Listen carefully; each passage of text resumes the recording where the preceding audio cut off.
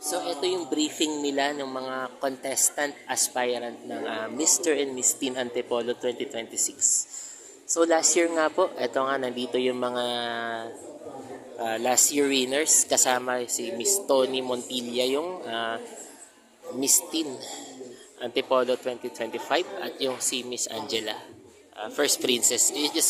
Yung First Prince, nakita ko na rin po kanina, kaya lang naging emotional din po ako dahil nga mga kakilala ko rin na sumali dito is talagang naiyak ako. Pasensya na kanina sa aking emotional na tagpo at biyak at iyak at bigat ng pakiramdam ko. Wala naman pong masamang magmahal, maging kaibigan mo sa mga ganitong bagay. Ito yung tampok ng briefing ng mga aspirants at kasama tong kanilang yung parang humahawak ng isang organized ng Mr. and Miss Teen Antipolo.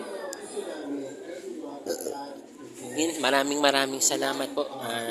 Mga kasama ko po kanina sila.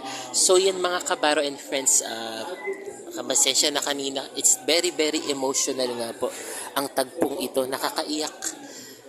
Sumobra ang lungkot ko, sumobra yung bigat ko.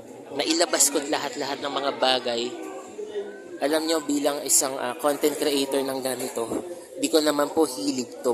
Pero mas gusto ko ipaabot sa inyo ang mensahe ng mga kabataang Pilipino. Ay mas gusto ko yung maging isang inspirasyong tao, maging isang simpleng halimbawa.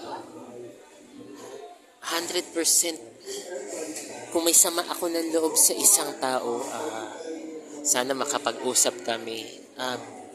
Ito bilang isang hayagang mensaheng emosyon. Ako po bilang content creator na maliit lang ang aking plataforma. Ako'y nagpapasalamat at nagbibigay sa inyo ng suporta. Maraming salamat po. Ay grabe, iyak ako ng iyak kanina, guys. Sa isang tao lang na naaalala ko sila. Natanong ko yung taong ito, pero hindi ko na po babanggitin yung names ng taong ito kasi ayoko naman masira ang reputations ko sa bilang vlogger na iniisip nila stalker daw ako. No. Gusto ko lang naman umikot yung emosyon, yung tagpo naming dalawa na maging isang siguro maluwag na sa dibdib, tanggapin na natin yung mga pangyayari. So ito nga yung mga contestant natin na panibago sa Mr. and Miss Teen Antipolo. Ay sila ay meron din mga pinagdadaanan na tulad ko.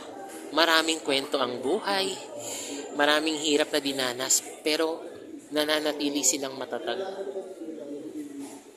Hindi naman po natin basta-basta mabibitawan ang lahat ng ito kasi biruin natin, hindi lahat ng bagay ay nakukuha sa material na bagay. Kung hindi, puso at inspirasyon ang hatid natin.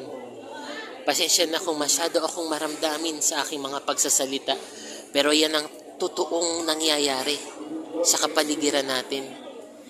Kung minsan na nga po ako bilang tao, hindi para mag-mature, kundi para gusto ko nang makita kung ano yung seryosong bagay na simpleng gawin lang natin, guys, yung maging masaya tayo. Biruin ninyo is maging isang simpleng aspirant tayo sa mga candidates. Bigyan natin sila ng magagandang respeto at talino sa kanilang isip at puso. Yun nga, isipin na lang natin, guys, darating din ang buhay sa atin. Maraming salamat po sa inyo. So yan nga po si Makabaro Channel. Ito naghahatid ng mensahe sa inyo ng ito para sa araw ng linggo. Ito ang magiging mensahe ko na lang po sa ganitong sitwasyon. Manatili lang kayong matatag. Huwag niyo kalimutan magdasal, pero samahan natin ng mapagkawang gawa. Mapaghamong papel man sa buhay natin, gampanan natin. Mapanghamon man ng ating pagsubok, gawin natin ng maayos. Mapanghamon man ang ating buhay na mabigat, pagaangin natin ng buong puso ipagaan natin ng maayos. Yung hindi mabigat sa dibdib, masakit sa dibdib at sobrang bigat. Huwag natin yun papairalin. Siguro itong naranasan kong paglabas ng sama ng loob ko, madamdamin na po. Siguro, may isang tao lang tayong naaalala na naging notable people na sumali. Hindi man siya nanalo. Siguro inspirasyon natin siya bilang isang candidates tulad ng Mr. and Miss Teen Antipolo na katulad nito. Nakakarugtong na rin ang buhay ko. Bawat content na pinapakita ko sa mga candidates ay karugtong na ng buhay ko. Maraming salamat po sa inyo. Ayun lamang po. Maraming salamat.